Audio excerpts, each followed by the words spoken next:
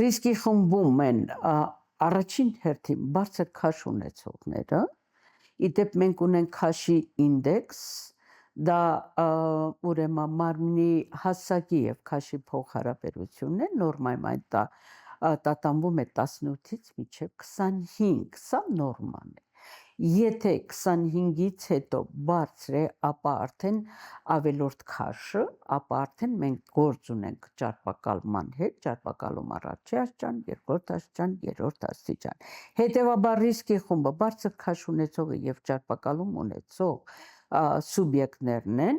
երկրորդը դիաբետիկներն են, ցավոք սրտի դիաբետը նույնպես համարվում է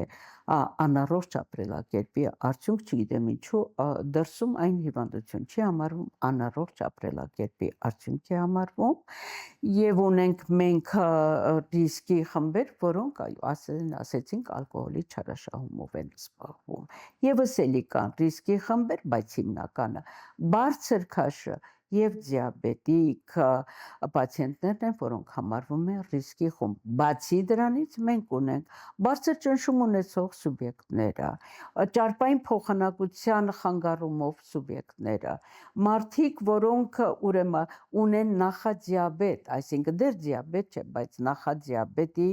շրջանում են գտնվում, այսինքն ռիսկի խմբերը բավականին շատ են։